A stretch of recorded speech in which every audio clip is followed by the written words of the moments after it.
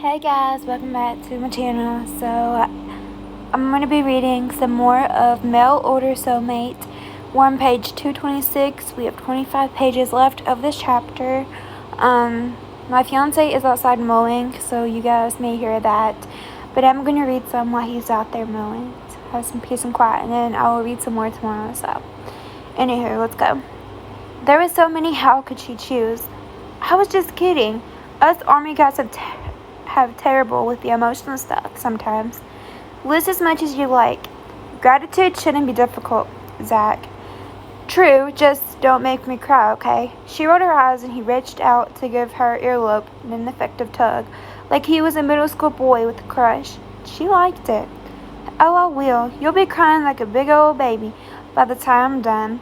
Maybe I should go first, so you have an example to follow. Try something simple, like how you're grateful for Savior's returned health. Nope, ladies first, and no suggestions, although that is a good one. She paused, thinking. She had so many things to be hugely grateful for. So bearing things, and that's what this exercise could easily become, because she feared that once she started listing all she was thankful for, everything wonderful and her new life would come spilling out, possibly revealing what she left behind. Plus, it might end up being like telling a man on the first date that you loved him, wanted to get married and have his babies immediately. I can't go first, Zach said, after she paused for a long moment. I can go first, Zach said after she paused for a long moment. No, I'll go. I was just thinking, what's number one on the list? She stepped closer to him and placed a hand on his waist. An imitant move she'd seen so many couples do without thought. I'm grateful for you. There. She hadn't kept going. She made it simple, chosen the one thing that all her other gratitudes stemmed from. Zach. His eyes were warm as he watched her. He said nothing, letting them have this, a moment. A couple's moment. I'm grateful you answered my message, he added. Oh no, here she went. He should have said something. She could feel the pressure building inside her to keep sharing, like a train without brakes on a downhill track. To express the avalanche of emotions and gratitude within her. And I'm thankful that you welcomed me and my son into your wonderful home and beautiful community. Her voice was growing wobbly with emotion, and Zach's hand slipped around her waist, silently supporting her. I'm so very thankful for you, Zach. Thank you. She rose on her tiptoes, lightly dusting his lips with hers, so she wouldn't say more, then lowered herself, her eyes fluttering open again. He was watching her, his own eyes dark with emotion. He set his wine glass down, then set hers alongside it, before swiping his arms around her, drawing her so close she could secretly breathe. It was perfect, absolutely perfect.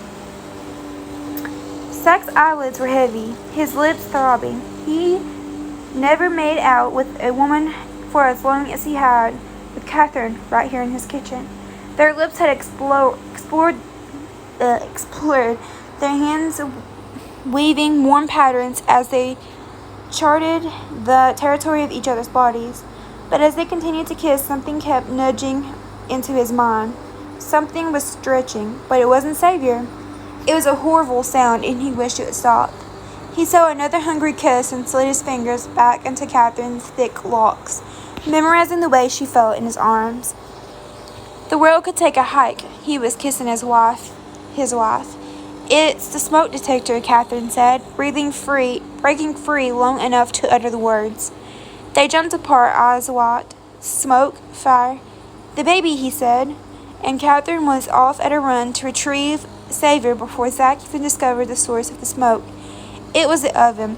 Smoke was sweeping out the edges of the closed door. It's okay, he called, the steadiness in his voice surprising him as he dived toward the stove. How had he not smelled the smoke? How had he not reached the very second the smoke detector went off?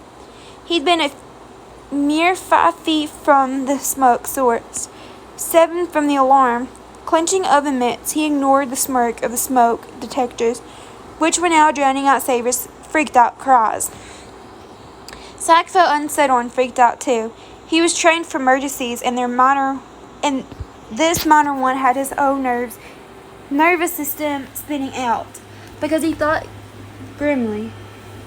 It had interrupted him while he'd been doing something very, very important, something he might not get the chance to do again with his wife, who seemed to have finally relaxed after the court scare. This Thanksgiving meal had better be the best he'd ever tasted, because he already resented it. "Open the doors and windows," he called, shoving his hands into the mittens.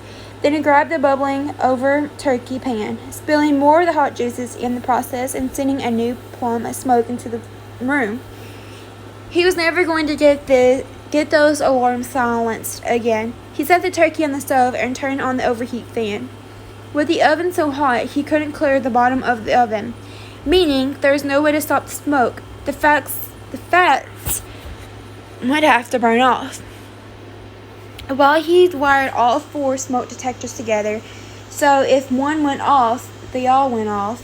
At least he hadn't set the system up to call the fire department. That's all he needed. They're testing about his cooking. His ears were aching from the sterile screeches coming at him from every direction, and he hated to think how it sounded to poor little Savior. Through it all, Zach heard the doorbell ring, and he raced to answer it. Logan came marching in, and Zach tried to fan the room with the open door, hoping that some of the smoke would drift outside. "You're cooking, it figures." Logan waved at the smoke, then opened the patio. Then went to open the patio door to create a cross breeze. "At least this time we aren't stuck in a submarine." "Order me a set of smoke detectors you can turn off," Zach snapped, flapping a tea towel in front of the detector in the kitchen. "And while you're at it, order me a bigger roaster so things won't spill over again next year." "Did you wire those into your security system?" Logan asked as a voice clenched on through the system speaker. "Yep, you did." "This is Cashmere from your home security network. Is emergency system required?" "No, Zach just cooking," Logan said with a smirk. "Is there a fire present?" Cashmere asked. The smoke detector suddenly went silent, and Zach's whole head particularly rang in relief. He got a glimpse of Catherine sitting at the front of the stairs. Savior in her arms, his one ear against her chest, her hand pressed to the other one. Her hair was disleaved and her lips plump and swollen from their kisses. Zach's whole world felt as though it shifted, and a flare of heat rose within him as he looked at his wife. "Is there a fire present?" Cashmere repeated. Logan, who had noticed the glance they shared, said, "Looks like those flames are about to be the kind the fire department can't put out." Zach couldn't agree more. Catherine tried to keep her focus on their Thanksgiving dinner guest, as well as on Savior, who was cooing in the baby swing between her and Zach at the corner of the table. Everything but focus on Zach, because every time she did, she felt her cheeks heat, and she catch herself touching her lips, curious what it would feel like to kiss him regularly, to allow herself to truly let go and be his wife to the fullest extent. Ginger was asking her something, and Catherine reached over to give Savior wind-up swing again, another twist of its style, to put it back in motion. Something warm and sure was already adjusting the vase, and she jerked as a swiggle tinged up her arm as she shared the touch. Zach's steady gaze met hers, and she tipped her head down, feeling overwhelmed by an shyness. She was an adult. She was married. It was definitely okay to be attracted to Zach, but it felt like the attraction had just busted out of left field and taken her down. "Catherine?" Ginger asked. By the hint of amusement in the woman's tone, Catherine could tell she'd been trying to catch her attention for some time. "Sorry?" "Is this your first Thanksgiving in America? Anywhere?" "Yes, it's very lovely." She winced at her proper tone, the packed, polite British reply. "Other than the whole smoke detector thing," she added, causing her guests, Logan, Ginger, Amy, and Mo, to break into laughter. They'd managed to get the oven to stop smoking, and the meal had turned out well, despite the small delay. Savior, however, was still a bit jumpy thanks to the squirrel alarm. even though it had shut off nearly an hour and a half ago. But he was suddenly thanks to Zach. Whenever the man held him, said hello on his way by the swing, or tickled his toes, Xavier gave him a toothless grin. She knew the feeling. It was like there was a force field around Zach that put every sense on high alert when he was near, causing her to hone in on him, become aware of where he was, what he was doing, and whether or not he was looking at her.